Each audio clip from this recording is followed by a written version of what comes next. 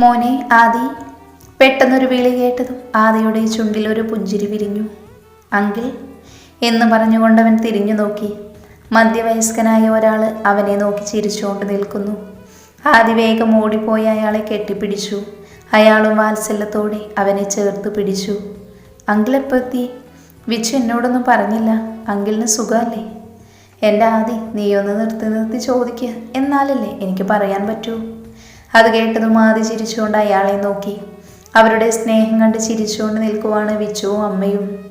ഞാൻ ഉച്ചക്കെത്തി. ഇവരോട് രണ്ടാളോട് ഇന്നലെ വരുന്ന കാര്യം പറഞ്ഞത്. നിനക്കൊരു സർപ്രൈസിന് അവർ നിന്നോട് പറയാതിരുന്നതാ. ആദ്യ ഉടനെ വിച്ചുവിനെ നോക്കി അവനൊന്ന് ഇളിച്ചു കാണിച്ചു. മോന് സുഖല്ലേ? ബിസിനസ്സൊക്കെ എങ്ങനെ പോണു? നന്നായിട്ട് പോകുന്നു. അല്ലേലും അങ്കിളല്ലേ എൻ്റെ ഗുരു, അപ്പം മോശമാവൂ? ആദ്യം പറഞ്ഞതും അയാൾ അഭിമാനത്തോടെ അവനെ ചേർത്ത് പിടിച്ചു.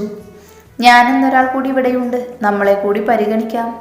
അവരുടെ സ്നേഹപ്രകടനം കണ്ടു വിച്ചു അസൂയയോട് പറഞ്ഞു. നീ പോടാ, ഞാൻ എൻ്റെ മോനോട് സംസാരിക്കുന്നത് നിനക്ക് അസൂയല്ലടാ. ഓ, അല്ലേലും എനിക്കിവിടെ ആരാ ഉള്ളത്? അമ്മയ്ക്കും ഡാഡിക്കും അവനെ കണ്ടു കഴിഞ്ഞാൽ പിന്നെ എന്നെ വേണ്ടല്ലോ.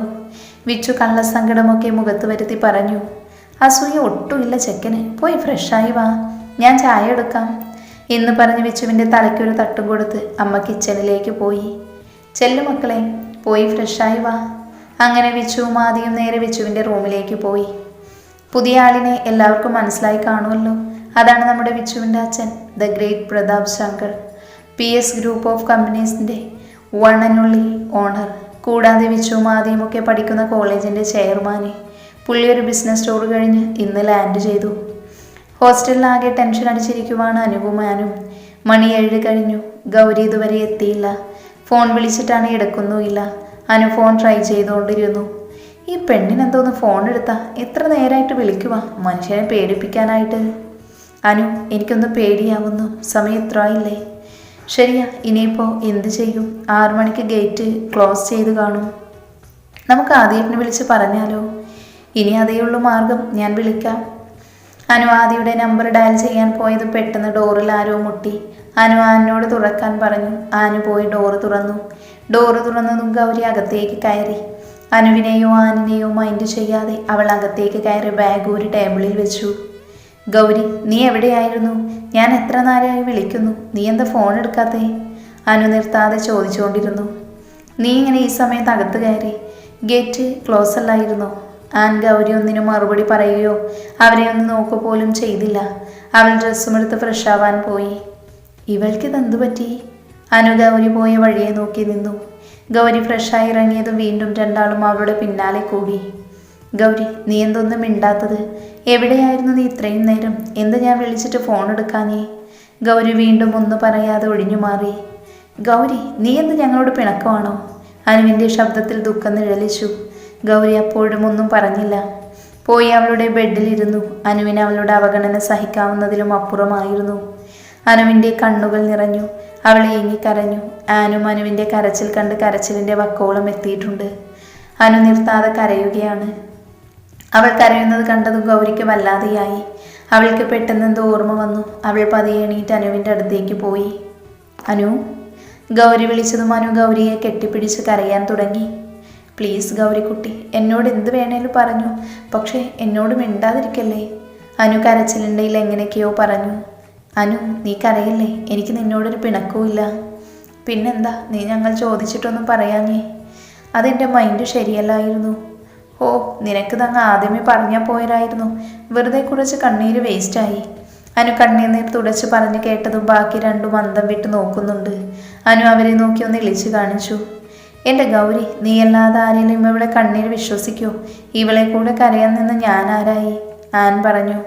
അത് പിന്നെ ഇവളെ മിണ്ടിക്കാൻ ഞാൻ നോക്കിയിട്ട് വേറെ വഴിയൊന്നും കണ്ടില്ല. എങ്ങനെയുണ്ട് എൻ്റെ ബുദ്ധി? കൊണ്ടുപോയി ഉപ്പിലിട്ട് വയ്ക്ക്, അവളുടെ ഒരു ബുദ്ധി. ആൻ അനുവിൻ്റെ തലക്കെട്ടൊന്ന് കൊടുത്തു. എനിക്ക് നിങ്ങളോടൊരു കാര്യം പറയാനുണ്ട്, ഗൗരി ഗൗരവത്തിൽ പറഞ്ഞതും രണ്ടുപേരും എന്തെന്ന രീതിയിൽ അവളെ നോക്കി. കോളേജിൽ നടന്നതൊക്കെ അറിയാലോ, അതവിടെ കഴിഞ്ഞു.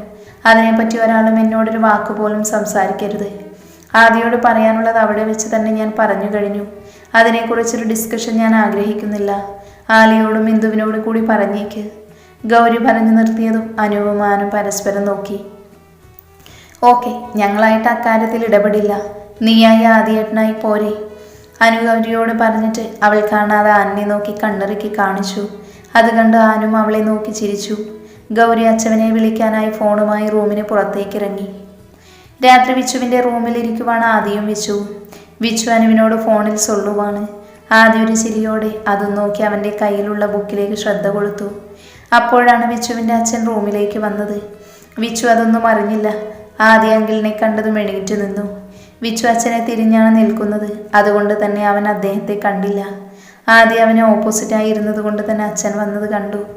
ആദ്യ കണ്ണുകൊണ്ട് വിച്ചുവിനോട് പുറകിലോട്ട് നോക്കാൻ പറയുന്നുണ്ട്. വിച്ചു അതൊന്നും മൈൻഡ് ചെയ്യുന്നില്ല. അവൻ്റെ ശ്രദ്ധ മുഴുവൻ ഫോണിലാണ്. ആദ്യ വീണ്ടും ഓരോന്ന് കണ്ടുകൊണ്ട് കാണിക്കുന്നുണ്ട്. എന്തോന്നടാ, കുറേ നേരമായാലോ കിടന്ന് കഥകളി കാണിക്കുന്നു, വിച്ചു പറഞ്ഞു. കഥകളിയല്ല, മിക്കവാറും ഒരു ചവിട്ട് നാടകം തന്നെ കാണാം. തിരിഞ്ഞു നോക്കണം തിണ്ടി. ആദ്യം അത് പറഞ്ഞതും വിച്ചു തിരിഞ്ഞതും മുന്നിൽ നിൽക്കുന്ന ആളിനെ കണ്ട് ഞെട്ടി. വിച്ചുവേട്ടാ, ഹലോ ഹലോ വിച്ചുവേട്ടാ, ഇതെവിടുന്ന ഒരു ശബ്ദം? വിച്ചു അപ്പോഴാ ഫോൺ കട്ട് ചെയ്തില്ലെന്ന് ഓർത്തേ. അവനുടനെ ഫോൺ കട്ട് ചെയ്തു. തിരിഞ്ഞ് ആദ്യയെ നോക്കി പല്ലിറുമ്പി. ആദ്യ അസലായിട്ട് ചിരിച്ചു കാണിച്ചു. ഡാഡപ്പോ വന്നു? വിച്ചു വിരച്ചോണ്ട് ചോദിച്ചു. ഞാൻ വന്നിട്ട് വർഷം കുറച്ചായി. എന്തായിരുന്നു എൻ്റെ പൊന്നുമോനിവിടെ പണി? എന്ത് പണി? ഞങ്ങൾ പഠിക്കുമായിരുന്നു. അല്ലേടാ? വിച്ചു ആദ്യയെ നോക്കി. അവൻ പഠിക്കുമായിരുന്നു. ഞാൻ നിന്റെ കാര്യമാണ് ചോദിച്ചേ. ആരായിരുന്നടാ ഫോണിൽ? ഫോണിലോ? ആ ഫോണിൽ അത് അജുവായിരുന്നു. വിച്ചു ഒരുവിധം പറഞ്ഞൊപ്പിച്ചു. ഓഹോ, അജു എന്നു മുതലാടാ നിന്നെ വിച്ചുവേട്ടാന്ന് വിളിച്ചു തുടങ്ങിയത്? സത്യം പറയടാ, ആരായിരുന്നു ഫോണിൽ? അത് പിന്നെ വിച്ചു നിന്ന് വിൽക്കാൻ തുടങ്ങി. അവൻ്റെ അവസ്ഥ കണ്ട് ആദ്യക്ക് ചിരി വന്നു. എന്താടാ ഒരു ചുറ്റിക്കളി മണക്കുന്നുണ്ടല്ലോ? ഡാഡ് വീണ്ടും ചോദിച്ചത് വിച്ചു ആദ്യയെ നോക്കി. അവൻ പറഞ്ഞോളാൻ ആംഗ്യം കാണിച്ചു. ഡാഡ്, അത് എൻ്റെ ജൂനിയറാണ് അവനി. എനിക്ക് അവളെ ഇഷ്ടമാണ്. അവൾക്ക് തിരിച്ചു. വിച്ചു പറഞ്ഞുകൊണ്ട് അച്ഛനെ നോക്കിയപ്പോൾ ആ മുഖത്ത് ദേഷ്യം വിരച്ചു കയറുന്നത് കണ്ടതും അവൻ തലകുനിച്ചു നിന്നു. അച്ഛൻ നടന്ന് വിച്ചുവിൻ്റെ അടുത്ത് വന്ന് അവൻ്റെ താടിയിൽ പിടിച്ചുയർത്തി. മുഖത്തോട് നോക്കടാ. വിച്ചു അച്ഛൻ്റെ മുഖത്തേക്ക് നോക്കി. നീ എന്താടാ എന്നെക്കുറിച്ച് വിചാരിച്ചു വെച്ചിരിക്കുന്നേ? കുറച്ച് ഫ്രീഡം തന്നെന്ന് കരുതി എന്തോ ആവാന്നോ? അച്ഛൻ്റെ ശബ്ദമുയർന്നെന്ന് വിച്ചു വീണ്ടും തലകുനിച്ചു. പെട്ടെന്ന് അച്ഛൻ്റെ ചിരി കേട്ടതും വിച്ചു തല ഉയർത്തി നോക്കി. അവൻ വിശ്വാസം വരാതെ അദ്ദേഹത്തെ നോക്കി. എന്താടാ, പേടിച്ചു പോയോ? എൻ്റെ മക്കളുടെ ഏതാഗ്രഹത്തിനാ ഞാൻ എതിര് നിന്നിട്ടുള്ളത്? ഞാൻ നിന്നൊന്ന് വിരട്ടിയതല്ലേ? അച്ഛൻ പറഞ്ഞു നിർത്തിയതും വിച്ചു ഓടി വന്ന് അച്ഛനെ കെട്ടിപ്പിടിച്ചു. Thanks dad. Thanks hello. I love you. Love you too my son. Vichu അച്ഛനിൽ നിന്നും വിട്ടുനിന്നു. ആട്ടെ, എൻ്റെ മരുമോൾ എങ്ങനെ, സുന്ദരിയാണോ? അത് കേട്ടതും വിച്ചു ചിരിച്ചുകൊണ്ട് തലകുനിക്കി. എന്നാലും ആ കൊച്ചിൻ്റെ ധൈര്യം സംഭരിച്ചു. എന്ത് കണ്ടിട്ടാടാ അവൾ നിന്നെ കയറി പ്രേമിച്ചേ? ഡാഡ്. ഇതെല്ലാം കണ്ട് ചിരിച്ചുകൊണ്ട് നിൽക്കുമായിരുന്നു ആദി. ഇനി നീയും കണ്ടുപിടിച്ചോ എൻ്റെ രണ്ടാമത്തെ മരുമോളെ? അച്ഛൻ ആദിയെ നോക്കി ചോദിച്ചു. അത് കേട്ടതും ആദി ഒന്ന് ചിരിച്ചു. അത് കുറച്ച് കോംപ്ലിക്കേറ്റാണ്, കുറച്ച് ടൈം എടുക്കും, വിച്ചു ആദിയെ നോക്കി പറഞ്ഞു. എന്താടാ, ആരെങ്കിലും നോട്ടം വിട്ടോ? ഒന്നുമില്ല അങ്കിൾ, അവൻ വെറുതെ ഓരോന്ന് പറയുന്നതാ. എന്ന മക്കൾ കിടന്നു. Good night. Good night uncle. ഇനി ഫോൺ വിളിച്ചുകൊണ്ടിരിക്കാതെ കിടന്നുറങ്ങിക്കോണം. അച്ഛൻ വിച്ചുവിൻ്റെ കയ്യിലൊരു തട്ട് കൊടുത്ത് പുറത്തേക്ക് പോയി. അച്ഛൻ പോയതും വിച്ചു പോയി ഡോറ് ക്ലോസ് ചെയ്ത് തിരിഞ്ഞ് ആദിയെ നോക്കി. പുല്ല്, നിനക്ക് ആദ്യമേ പറഞ്ഞുകൂടായിരുന്നു ഡാഡ് വന്ന കാര്യം? ദേ, ഒന്ന് തന്നാലുണ്ടല്ലോ. ഞാൻ എത്ര തവണയാടാ പുറകോട്ട് നോക്കാൻ പറഞ്ഞേ? അത് പിന്നെ നീ കണ്ണുകൊണ്ട് ഓരോന്ന് കാണിച്ചാ എനിക്ക് മനസ്സിലാവേണ്ടേ? അല്ലേലും ഇപ്പൊന്നും മനസ്സിലാവുന്നില്ലല്ലോ നിനക്ക്. അത് ശരിയാ, ഒരു പൊട്ടിത്തെറിയെ ഞാൻ പ്രതീക്ഷിച്ചത്. നീ ഭാഗ്യവാനാടാ. അതുപോലെ അച്ഛൻ്റെ മകനായി ജീവിക്കാൻ പുണ്യം ചെയ്യണം. ആദിയുടെ മുഖത്ത് ദുഃഖം നിഴലിക്കുന്നത് വിച്ചുവിന് മനസ്സിലായതും വിച്ചു വിഷയം മാറ്റി. അല്ല, നീ എന്താ ഗൗരിയുടെ കാര്യം ഡാഡിനോട് പറയാതിരുന്നത്? അത് നോക്കിയായിട്ട് പറയാമെന്ന് കരുതി. അത് ഈ അടുത്ത കാലത്ത് നോക്കിയാവൂ. അവളൊരു വിധത്തിലും അടുക്കുന്നില്ലെന്ന് അനു പറഞ്ഞേ. നമുക്ക് നോക്കാന്നേ. എന്തായാലും ഈ ആദിദേവിൻ്റെ ജീവിതത്തിൽ പെണ്ണുണ്ടെങ്കിൽ അത് അവളായിരിക്കും. ആദിയുടെ മാത്രം ദുർഗ. ഇത് തലക്ക് പിടിച്ചതാ. മതി നിന്ന് സ്വപ്നം കണ്ടത്. വന്ന് കിടന്നുറങ്ങാൻ നോക്ക്. അതും പറഞ്ഞ് വെച്ച് ബെഡിലേക്കൊരു വീഴ്ചയായിരുന്നു. ആദിയും ചിരിച്ചുകൊണ്ട് അവൻ്റെ അടുത്ത് വന്ന് കിടന്നു. പിറ്റേന്ന് കോളേജിലെത്തിയപ്പോൾ ആദിയെ കാണാനുള്ള വഴികളെല്ലാം ഗൗരി ഒഴിവാക്കി. ഇൻ്റർവെൽ ടൈമിലും അവൾ ഗ്രൗണ്ടിലേക്ക് പോകാൻ കൂട്ടാക്കിയില്ല. അവൾക്ക് വാക്കു കൊടുത്തിരുന്നത് കൊണ്ട് തന്നെ ആരും അവളെ നിർബന്ധിച്ചില്ല. അങ്ങനെ ഗൗരി ലൈബ്രറിയിലേക്കും ബാക്കിയുള്ളവർ ഗ്രൗണ്ടിലേക്കും പോയി. ഇതിനോടകം തന്നെ കോളേജ് ഹീറോ ആദിദേവ് ഗൗരിയെ പ്രപ്പോസ് ചെയ്തതും അവൾ അത് റിജക്റ്റ് ചെയ്തതുമെല്ലാം കോളേജിൽ പാട്ടായിട്ടുണ്ട്. സ്റ്റുഡൻസ് എല്ലാം അവളെ ഒരു അത്ഭുത ജീവിയെ പോലെ നോക്കി. പ്രത്യേകിച്ച് പെൺകുട്ടികൾ. ഇത്രയും സുന്ദരനായ കോളേജിലെ പെൺകുട്ടികളുടെ ഡ്രീം ബോയ് ആയ ആദ്യം അങ്ങോട്ട് കയറി പ്രപ്പോസ് ചെയ്തിട്ടും അത് റിജക്റ്റ് ചെയ്തത് അവർക്കിപ്പോഴും വിശ്വസിക്കാൻ പറ്റുന്നില്ലായിരുന്നു. ഇൻ്റർവെല്ലിനെങ്കിലും ഗൗരിയെ കാണാമെന്ന് കരുതി ഇരുന്ന ആദ്യ അടുത്തേക്ക് അവളുടെ കൂട്ടുകാരികൾ മാത്രം വന്നപ്പോൾ അവന് വല്ലാണ്ട് വിഷമമായി. ആദിയുടെ കണ്ണുകൾ ഗൗരിയാണ് തിരയുന്നതറിഞ്ഞതും അനു അവൻ്റെ അടുത്തേക്ക് ചെന്നു. അതെ, ഇവിടെ ഇങ്ങനെ ഇരുന്ന് നോക്കിയിട്ട് കാര്യമില്ല, അവൻ ലൈബ്രറിയിലുണ്ട്. അനു പറഞ്ഞതും ആദി എണീറ്റ് എല്ലാവരെയും നോക്കി. ചെല്ല്, പിന്നെ ഒരു ഡിസ്റ്റൻസ് കീപ്പ് ചെയ്ത് വേണം അവളോട് ഇടപെടാൻ. അംഗഭംഗം ഒന്നും ഉണ്ടാക്കാതെ നോക്കണം. അജു പറഞ്ഞതും ആദി എല്ലാവരെയും നോക്കി ചിരിച്ചുകൊണ്ട് ലൈബ്രറിയിലേക്ക് വിട്ടു. ആദ്യ ലൈബ്രറിയിലെത്തുമ്പോൾ ഒഴിഞ്ഞൊരിടത്ത് ഏതോ ബുക്ക് വായിക്കുന്ന ഗൗരിയെയാണ് കണ്ടത്. അവൻ അവളുടെ അടുത്തേക്ക് ചെന്നു. വായനയിൽ ലയിച്ചിരുന്നതിനാൽ തന്നെ അവൻ വന്നത് അവൾ അറിഞ്ഞിരുന്നില്ല. അവൻ അവൾക്ക് ഓപ്പോസിറ്റ് ആയിരുന്നു.